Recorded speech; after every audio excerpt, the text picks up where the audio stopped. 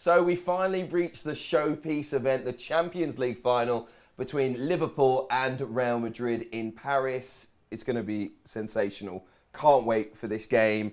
The road to the final for each team has been intriguing. You know, lots of people, me included, think Liverpool haven't really had a big test as yet, and this is their first one in the knockout stages. What do you think about the two teams' path to the final? Well, I think you've got to look at Liverpool's and say Inter, Benfica, Villarreal on paper, that is a very easy run. But I think that's actually testament to the quality and the level Liverpool are playing at. Because if you look at the other side of the draw, I don't actually think Paris would have tested Liverpool. Chelsea and City would have done.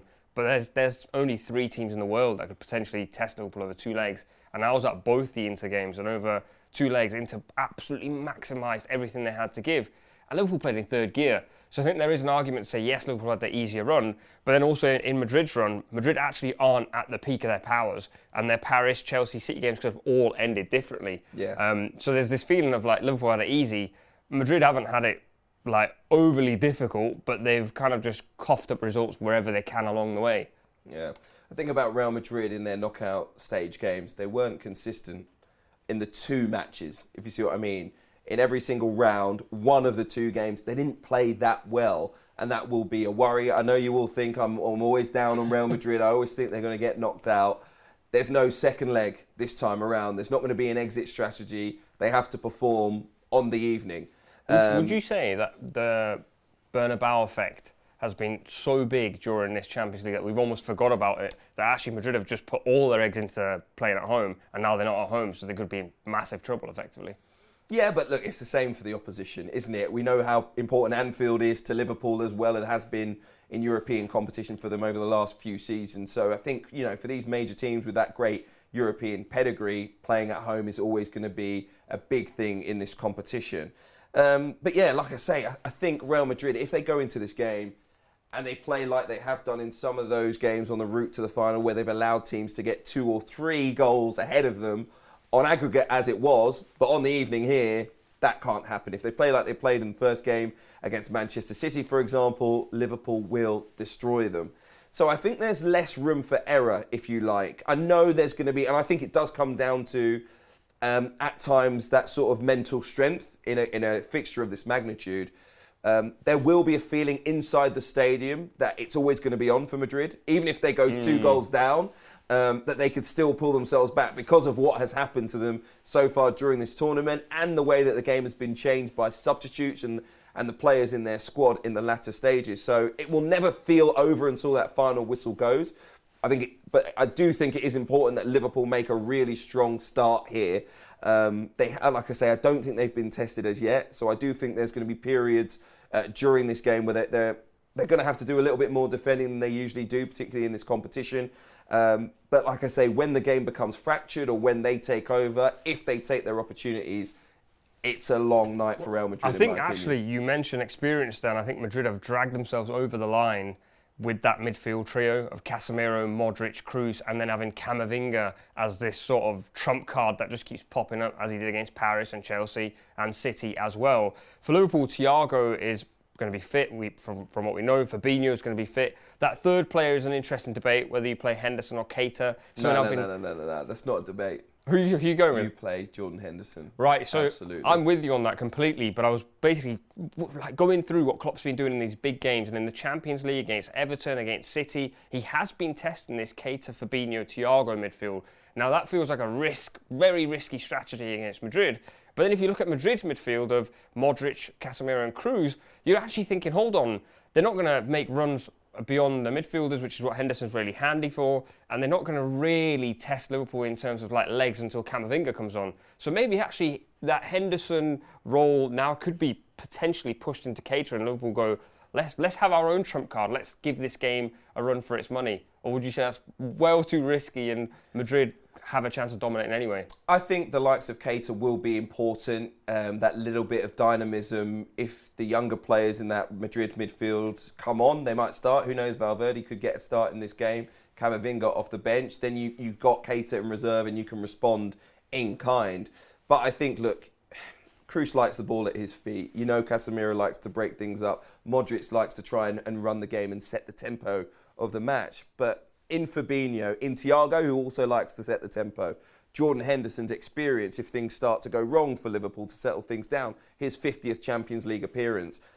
I do think that if it's going to be those two midfields, dynamism, box-to-box running isn't going to be key to the game. You know, it will be two sides that are focused on their front threes in that case. The battle maybe for the game won't be won, you know, in that midfield area. Of course, you want possession, but it will be about which two sets of forward lines perform better in the game in many ways. What can you do to stop Kroos and Modric? Well, I actually think Toni Kroos hasn't been as big a factor this season.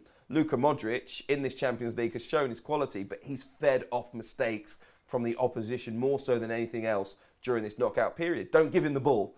If you keep the ball away from Luka Modric, he's not going to hurt you. Like you say, he's not going to make those lung-busting runs beyond your defence. He's not going to get on the end of a cross with a late run into the penalty area. That's not his game. Really, never has been.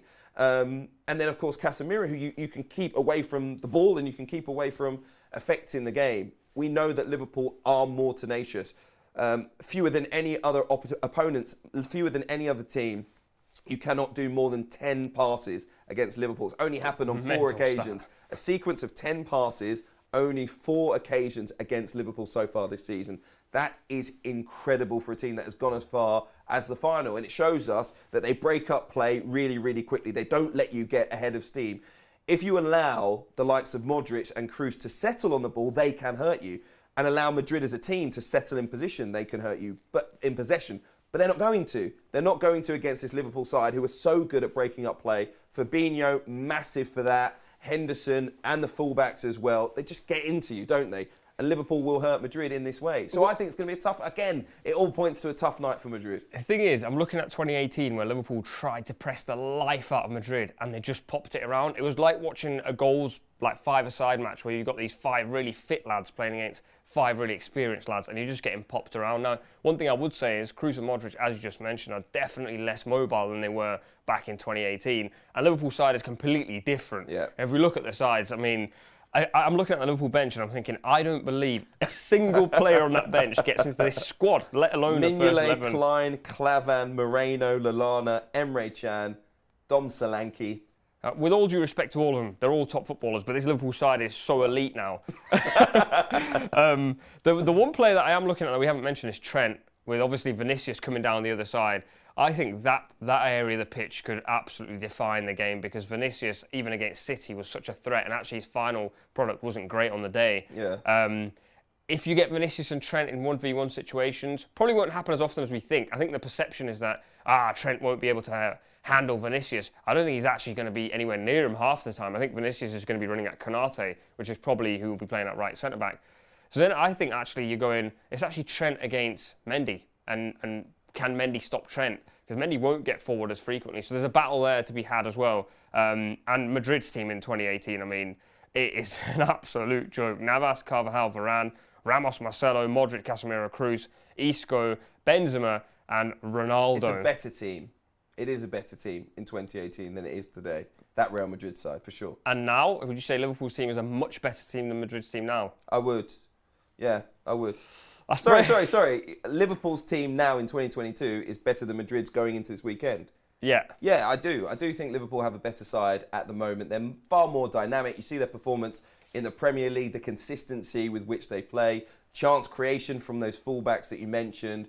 They have a different way of playing at times. They can calm the game down. It's not always that rock and roll style of football. They've learnt that more and more the more time they've spent with Jurgen Klopp, the ability to manage these big games. And also, of course, compared to 2018, they have now played in so many of these huge games, so many big finals, that they're not going to be overawed by playing Real Madrid. And I think a little bit they were on that evening. And you think about who was in the starting 11 for them, the likes of Dan Lovren, Loris Karius, who won't be there tonight, of course. James Milner started in central midfield for them, Gini Wijnaldum as well. It is a different team. That was a team finding their way, asking themselves the question, are we a great side? This is a side that knows absolutely we are. And in fact, we're the favourites going into this. But I wanted to pick up very quickly on a couple of things that you mentioned, the battles around the pitch. If Thiago doesn't play, That's huge for Liverpool. He needs to set the tempo for them. He's been great, particularly in this second half of the season. Fabinho, aggression in midfield. I love him. So hopefully he starts the game from a Liverpool perspective, because I think that could be key. You mentioned Trent against Vinicius.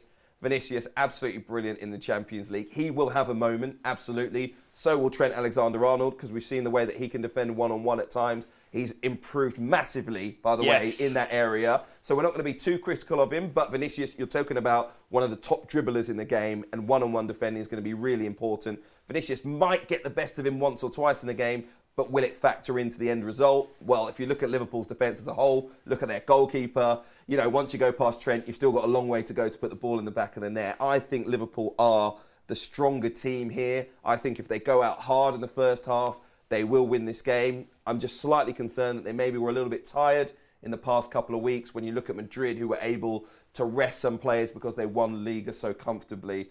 Will that be a factor in Paris? I mean, I think Liverpool are definitely more leggy than they've been at any point in this season, but they have played, I think, 63 or 64 games, gone to every single final. The intensity Liverpool put out in every single game is football. Yeah, and it's just constantly at it every week.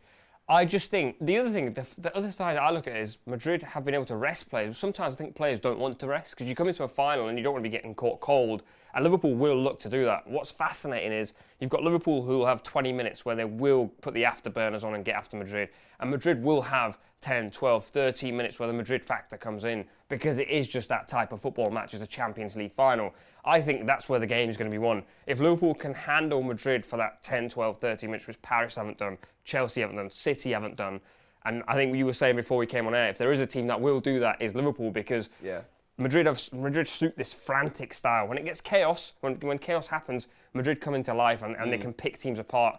Liverpool are Liverpool love chaos. Yeah. So you're kind of going, it's chaos against chaos, but the masters of chaos are probably Liverpool. The benefits are Madrid this Champions League campaign, and who can come out on the day really comes down to which players are going to do what we believe they can do. And Liverpool this season repeatedly have done it. So I personally would edge Liverpool ever so slightly. I think it's going all the way to pens, to be fair.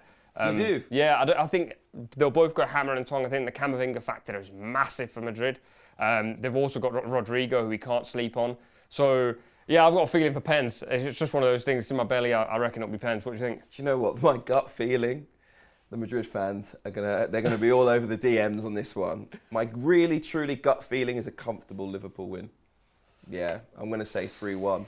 I just think brave. I know it is brave, but like I say, Real Madrid have thrived in the chaos, and the only team better than them at thriving in the chaos is Liverpool. If this becomes a broken, stretched game, Luis Diaz, Mo Salah, Sadio Mane, that will be the difference. As good as that front line from Real Madrid is, and I think they beat them comfortably. But listen, let us know what you think in the comments. No need to DM me, okay? Look ahead, look forward to the game. I'm sure it's going to be a good one. Thanks for watching Football Forecast. For more great content, make sure you're subscribed to ESPN UK.